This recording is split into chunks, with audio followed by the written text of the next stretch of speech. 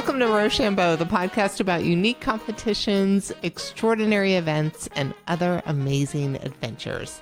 I'm Kim. Hey, I'm Ted. Nice to see you, Ted. Nice to see you, Kim. Nice to see all of you guys, too. Yeah, you're looking fabulous. You know what? You know what today is? What? Today is a day you could tell me a story. Yes, it is. I'm very excited. Yes, I am going to tell you a story today about one of our favorite things. Oh, really? I believe. Okay. Donuts. Oh, donuts. I thought you were talking about cheese. Oh, no. I mean, cheese is definitely one of our favorite things. But we've already done a cheese episode. It's true. So how do you feel about donuts, my friend? Well, let me tell you a little story about donuts, Kim. When I was a little boy, about 5 or 6 years old, when I stayed at my grandmother's house, I would get up every morning, sneak downstairs, and she'd be cooking little tiny cinnamon donuts in her little, toaster oven. Oh my gosh, homemade donuts? Homemade little, well, they're frozen. She's warming them up. Oh. Yeah. But I'd sneak up and I'd scare her and she'd pretend she was scared and then she'd give me some donuts. Oh, so, as a reward for scaring her. It was cute. It was our little time we hung out together. Oh, yeah, she was adorable. Adorable. Yeah. Little 6-year-old Ted. Little 6-year-old Ted. Burr, burr, burr, burr. Hey, Grandma. Burr, burr, burr. Give me a donut. Yeah. So I like donuts. Yes. All right, I got a question for you. How far would you walk to eat a donut? How far would I walk to eat a donut? Depends. Would you walk to the next room? I would walk to the next room. Would you walk to a neighbor's house? Yeah, I'd go to a neighbor's house. I might even go down the street. Yeah. Would you run? Oh, Ted, don't run. Well, I'd ride a bike. You'd ride a bike? I'd ride a bike. All right. Well, how about this? How about 5 miles full pace running? How do you say, "Aw, hell no," in donut talk? What about for 12 donuts? I would walk swiftly. I would walk swiftly 5 miles for a dozen donuts. All right. Well, we're going to learn about some people who will run full speed ahead. Oh. Eating donuts in the middle. Sounds like the world's most delicious race. Today's episode, the Krispy Kreme Challenge.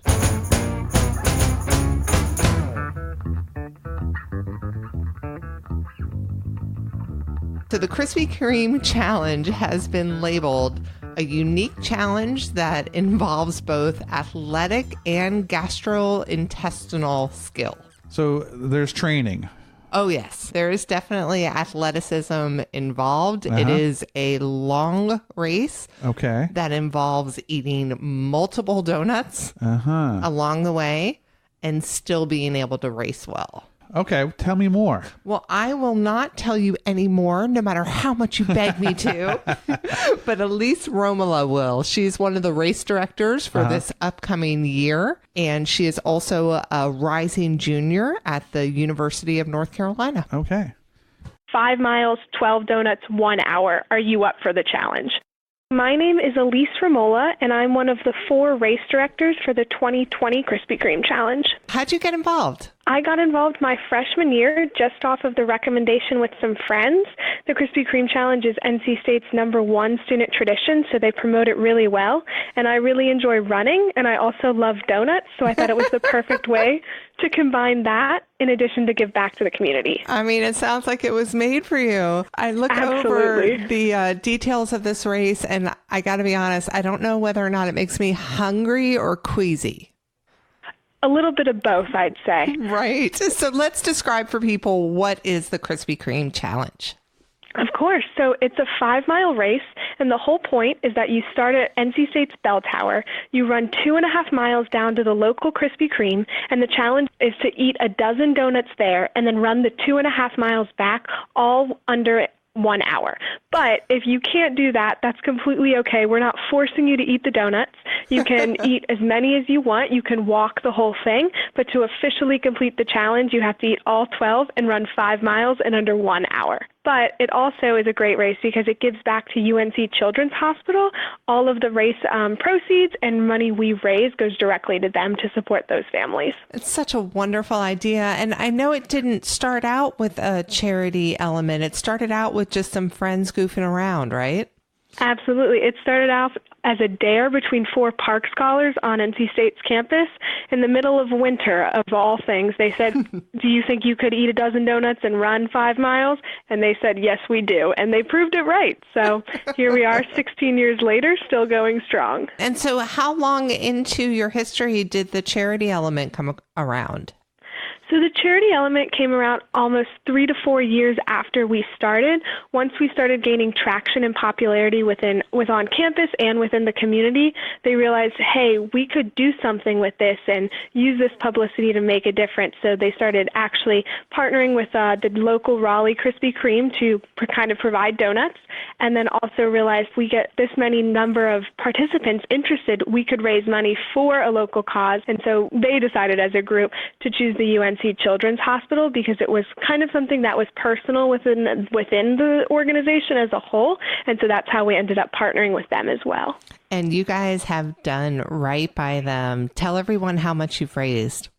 To date, we've raised just over $1.7 million for UNC Children's, and our goal is to raise, we have committed $2 million to them, so we're working towards that. Oh my gosh, that is just amazing. So you yourself have participated in the race?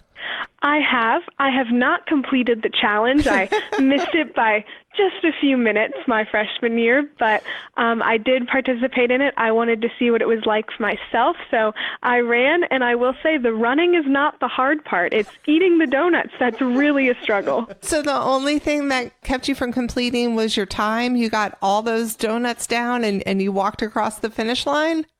Mm-hmm. It took me double the time of running to eat the donuts, just because you start there, and it's hard to eat 12 donuts after 2.5 miles, but you do it for the kids, is what we say. Oh my goodness. So some of the times that are associated with this race are on par with any 5-mile race. Some people that are doing this are incredible athletes. Oh, absolutely. Our record is 31 minutes. And when I saw that, I said, that must be the first half of the race. That can't be the whole thing. Right. But we tried to do the math. That's almost like a 4-minute mile eating donuts and then running back. And there's some people out there that actually train for this. They do practice runs with donuts in wherever they live. And so people take it very seriously. Oh my gosh. So we are heard nationally and internationally. So some people might not know the joy of a Krispy Kreme donut. Can you describe what makes it a little more unique than most donuts?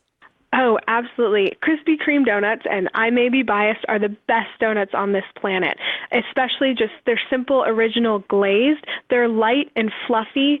They're warm. The glaze is just sweet enough, but not too sweet that it overpowers everything else. It's everything you could want in a donut. It's honestly pure perfection. Yeah, I mean, they have a cult following. How many people participate? So last year we had just over 7,000 runners.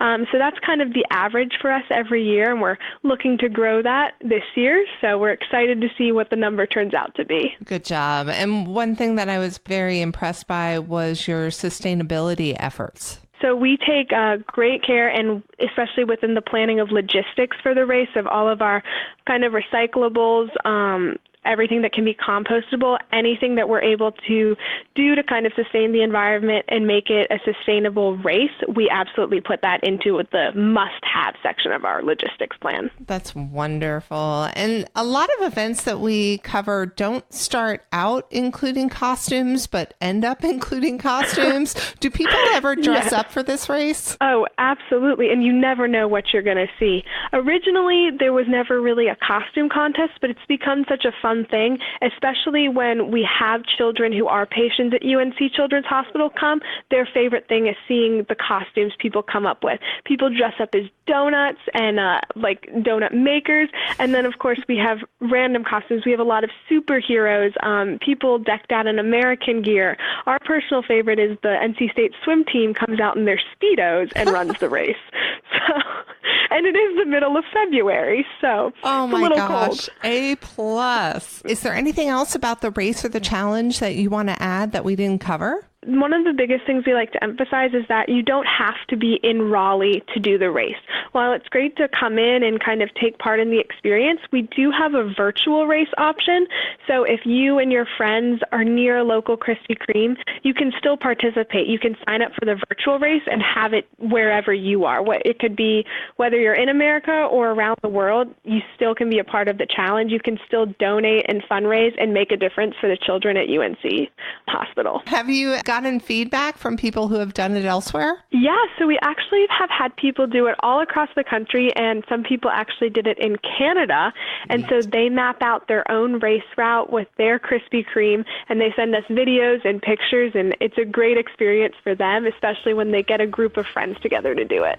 That is awesome. If people want to learn more, where should they go? KrispyKremeChallenge.com, or check out all of our social media, which is just Krispy Kreme Challenge. That is insane. I can't imagine eating a dozen Krispy Kreme donuts while running. I can barely imagine running, and I can barely imagine eating a dozen Krispy Kreme donuts. Right. Same. Yeah. I mean, I don't know if I can imagine eating a dozen donuts. I think the joy would probably be gone for me like after 5. I don't know. I could probably eat 5 and be pretty happy though. I think I did it once, but I'm not positive. Really? I have you did your own like Ted Ledoux donut challenge. Well, just I didn't know it was it a thing, but I think way back in the day, like 10 years ago, I stopped and got a dozen donuts, and I don't think they made it to where they're supposed to make it. Are you for real? Yeah, maybe. I mean, they're so good. They are really perfection. Have you ever brought a box of donuts to work to present to someone and there only be like 4 left? Right. You're like, well, I don't know why they gave me the big box. I didn't ask for it. Yeah. I meant to bring you 4 donuts. Right. That sounds like a lot of donuts. So what did they say? 7,000 people right. 12 donuts per person on a good day. Right. So that is obviously 84,000 donuts. The homers of the world are drooling. Donuts. Yeah. So you think if they put all those donuts end to end, it would cover the whole racetrack? I think that's a fantastic question that is worthy of a calculator. Do it. All right. So we have 84,000 donuts, each one maybe like 3 inches long. Sure. So 252,000 inches divided by 12 for feet would be 21,000 feet. And then translate that to miles. Nope, not quite. Not quite. Almost 4 miles. Well, hopefully either A, they get more people. Yeah. Or they up the number of donuts. For the kids' sake, I hope it's more people. Right. Well, yeah, me too. You know, it occurred to me listening to her that a lot of these events we cover do it for charity. Yes. And they raised over $1 million. Yeah, and they plan to raise 2. I like the fact they've made a commitment to the North Carolina Children's Hospital. Right. Well, we'll put a link on our site. And if you want to donate, go to RochambeauPodcast.com and donate to those lovely folks.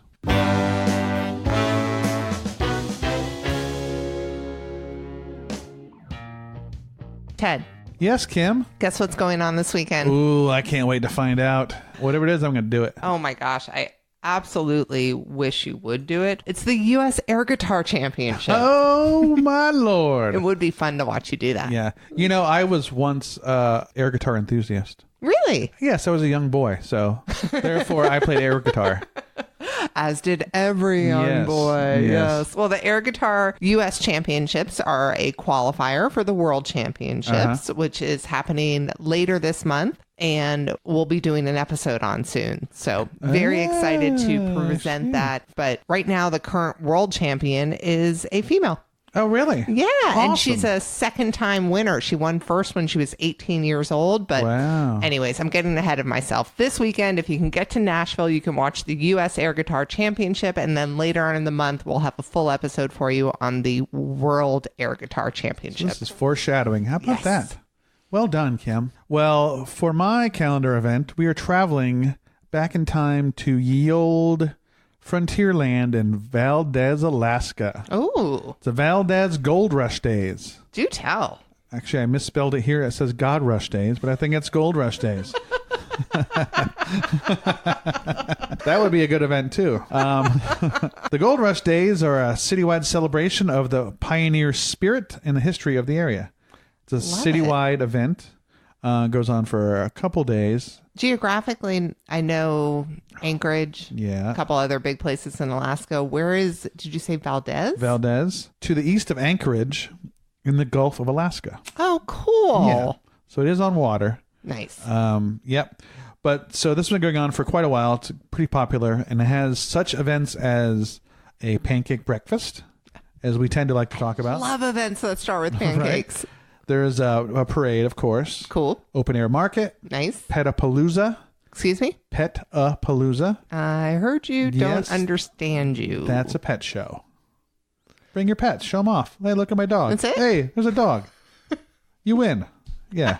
That's how Petapalooza goes. Okay, cool. Yeah. Cool. Yeah. Yeah. Makes perfect sense. There's a wine walk. Ooh. Yeah, I like the sound of that. Just like in old times. Oh, yeah. The old Because times. old times people walked around with their Chardonnays all the time. Well, and did you know, a little known fact, Lewis and Clark, that was a wine walk. They were really into it. Then after the wine walk, there's a whiskey sit. Ooh. And then, it's true. I'm sorry, that's hysterical. I know. It says, tired from wine walking? Rest your bones at the whiskey sit. Wonderful. Yeah, that's awesome. Wonderful. And I think the highlight of it, and this happens a couple days, jail and bail arrests by the Can Girls and Keystone Cops. Do tell me more, please, please, please. Okay. This is the description. I'm going to read it to you. What does whining and sniveling, overworked and underpaid, being a sourpuss and overall suspicious behavior have in common? They're all reasons to have your friends or foes arrested. Wow. The jail and bail warrants and arrest is happening Thursday, Friday, and Saturday around lunch hour. Stop by the Gold Rush store or go on a website to fill out a warrant, and for a small fee, we'll have your friend or foe arrested and placed in the hoosegow, all in the name of fun. Arrestees will have to post bail one way or the other. That's fantastic. Isn't that a great idea? Yes, because I have been to festivals with people who are cranky pants. Uh-huh. I would love to get them arrested. Quit being a cranky pants. Yeah, you can Start be arrested. having fun. Right, or else. That's You're going awesome. to hoosegow. I don't know what that is, though. Hoosegow was, I don't know, I was going to make up something stupid. It's a jail, Kim. Okay. Yeah. That is wonderful. Yeah, so that sounds fun. Good So deal. if you want to get arrested, go to Valdez or Valdez. However it's said, wherever it is. Thank you guys so much for joining us this week. We appreciate you. If you appreciate this podcast, please take a second to give us a review Uh-huh. and subscribe. Yeah. And tell us what event we should cover. Yes, 'Cause please. We want to know what's going on in your town, and the best way to find out is for you to tell us. Absolutely. Yeah. Absolutely. And you'll get your name on the internet if we post your idea. Pretty amazing. Big time. Also, thanks Cadillac Jones for the music.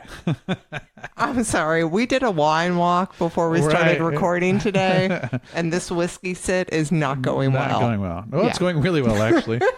All right. Till next time, people. Goodbye.